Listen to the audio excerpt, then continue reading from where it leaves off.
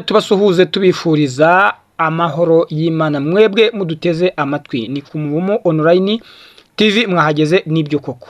Reka rero tubifurize ishya n'ihirwe mu byo muri mu mukora byose aho muherereye hose. Reka tubakire mu makuru yacu no mu biganiro tugiye kubagezaho aka kanya. Ni mu masaha rero akuze ariko reka tuganire namwe. Na makuru update abagezweho aka kanya natwe tugahita tuyabagezaho kugira ngo mukomeze kugubwa neza, ari nako munakurikirana igitangazamakuru cyanyu Umuvumo Online TV. Muri kumwe natwe rero kandi natwe turi kumwe namwe gatanu kuri gatanu. Reka rero tuze twitse tubagezaho amakuru tugiye kwibandaho muri kano kanya. Na makuru akomeye cyane n'ubundi turerekeza hariya mu butaka bwa Repubulika ya Demokarasi ya Kongo mu burasirazuba bwa kiriya gihugu. Tubagezeho amakuru agezweho na yahi. Niyo rero tugiye kubavira imuzi n'imuzingo hanyuma tugende tuyabaramburira. Nshuti zacu zakadasohoka rero reka dusuhuze mwebwe muherereye ibwota masimbi mu migabane igiye itandukanye y'isi yose muradukurikira, namwe muri mu bihugu by'ibiyaga bigari mubana natwe tubagezaho amakuru rero agiye atandukanye, umutekano, politike, diplomasi, imibereho myiza ndetse n'ububanyi n'amahanga. Reka rero twitse duhite tunyarukira ku butaka bwa Repubulika ya Demokarasi ya Kongo turebe muri aya masaha ni ibiki bigezweho. Na makuru agiye atandukanye. Perezida Tshisekedi yategetse igisirikare kwisubiza aho M23 yafashe, ni ukuvuga ngo uduce twose. Ni inama Perezida Tshisekedi nkuko twari twagiye tubibagarukiraho mu makuru yabanje. Ubu ngubu noneho inama yabaye igitaraganya kuvaho Kanyabayonga bayitwariye ndetse n'utundi duce tugiye tuyikikije. Tshisekedi yahise akoresha inama yaguye y'umutekano, aravuga ati reka tujye inama niko Uwiteka avuga, turebe ko izi nyeshyamba zayo mu 23 twakwisubiza uduce na tumwe, dore ko zicanye maremare zirimo zotsa igitutu gikomeye cyane ingabo za Repubulika ya Demokarasi ya Kongo FARDC n'ihuriro ryazo. Reka rero tuze kuri no ruhande rwo muri Repubulika ya Demokarasi ya Kongo ku nama ikoreshejwe n'umutegetsi mukuru hariya muri Repubulika ya Demokarasi ya Kongo. Umuyobozi w'iki gihugu bwana Chilombo Tshisekedi Perezida n'ubundi yakoresheje inama itunguranye mu barwanashyaka ba kiriya gihugu bose bo kwishyaka riri ku butegetsi. Ni ukuvuga ngo iyi nama yabaye bitunguranye yaguye, haba abaminisitiri bose bari bayirimo, inzego z'umutekano za polisi n'iza gisirikare. Ni inama yari itunguranye ariko yari itumiwemo umuntu wese w'umuyobozi wa hariya muri Repubulika ya Demokarasi ya Kongo. Reka rero twitse gatoya tuze tubaramburire gatanu kuri gatanu iby'iyi nama uko yaba yagenze n'ibyo yagiye yibandaho. Ku kibuga inyeshyamba zayo mu 23 zikomeje gufata uduce dutandukanye nyuma ya Kanyabayonga. Ahandi hafashwe ni Luofu na Kaina. Perezida Tshisekedi yahise ateranya inama nkuru y'umutekano igitaraganya nkuko byatangajwe na Minisitiri Patrick Muyaya. Yavuze ko Perezida Tshisekedi yamaze amasaha 3 aganira n'abakuru b'igisirikare ku bijyanye nuko ibintu byifasha hariya muri Repubulika ya Demokarasi ya Kongo, nyine uko yabazaga uko byifashe. By'umwihariko ngo bavuze kubiri kubera muri Kanyabayonga. Murumva ko Kanyabayonga rero yari komeye koko, ni umujyi mutoya ariko ufatiye runini hariya mu burasirazuba bwa Repubulika ya Demokarasi ya Kongo. Iyi Kanyabayonga rero ikagiye igarukwaho by'umwihariko na Chilombo Tshisekedi Perezida wa Repubulika ya Demokarasi ya Kongo. Muyaya yavuze ko Perezida Tshisekedi yasabye abasirikare gusubiza ibintu mu buryo vuba na bwango no kwambura inyeshyamba z'umutwe witwaje intwaro wa M23 ibindi bice zafashe byose.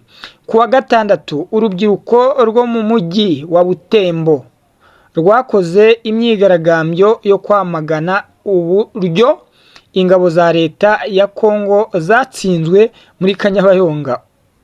Urwo rubyiruko rwasatse mu byumba bya hoteli rushaka abasirikare baba bahihishe. Ibintu byababaje urubyiruko rutumvikana ko rutaniyumvishaga ko uburyo abasirikare barurucucu cyariya muri Kanyabayonga bari bakoze urukuta rukomeye cyane. Urubyiruko ntirwumvise uburyo inyeshyamba zaye mu 23 zageze muri uriya mujyi. Mu ijambo Perezida Antoine Felix Tshisekedi yavuze mu rwego rwo kwizihiza isabukuru y'imyaka 34 igihugu cye kimaze kigenga, yagarutse ku buryo umutekano utameze neza mu gihugu, avuga ko imbaraga nyinshi leta yazishyize mu gisirikare kugira ngo kizamure urwego rwacyo mu buryo bw'umutekano. Ibintu byakomeje gukomera cyane, Perezida yibaza anabaza abasirikare bakuru bati Kanyabayonga yafashwe ite? Urubyiruko rwaho narwo rwagiye muri hoteli yari hafi aho ngaho rujya gusaka abasirikare bakuru bari bayoboye urugamba. Hari n'amakuru twagiye tubagezaho tubabwira ko umusirikare mukuru wari uyoboye urugamba yihishe, abaturage bakajya kumushakisha aho yari ari ngo bamukubite kubera ko yatsinzwe urugamba mu buryo butumvikana, afite intwaro zikomakomeye, ahubwo inyeshyamba za M23 zikazimwambura. Kuvuga ko Tshisekedi yagiye agaruka muri iyi nama ababazwa cyane n'ukuntu umutekano utameze neza, kandi urwego rwa gisirikare rwarahwawe intwaro zikomakomeye mu buryo bushoboka bwose ku kiguzi uko cyaba kingana kose. Iki gisirikare cya FARDC rero kikaba gikomeje kunanirwa intambara. Tshisekedi yagarutse kandi avuga ko u Rwanda rutemera gukorana na Kongo mu gukemura ikibazo kibangamiye kiremwa muntu. Ni ukuvuga ngo yavuze ko u Rwanda rutemera gukorana na Kongo mu gukemura ikibazo kibangamiye ikiremwa muntu hariya muri Repubulika ya Demokarasi ya Kongo. Perezida Tshisekedi uretse gusezeranya abaturage be kurwanira igihugu no kubarinda, yanavuze ko ibibazo by'ubukungu bizakemuka, Kongo igakomeza gutera imbere mu bukungu ku muvuduko uri hejuru ya 38 plutôt ku muvuduko w'ibice bitatu, ku muvuduko wa 3.8 kwijana. Ijambo rya Perezida Tshisekedi rije rikurikirana n'iryavuzwe na Colonel Nanga, umuhuzabikorwa wa AFC cyangwa M23, wamushinje kuba ari we kibazo Kongo ifite.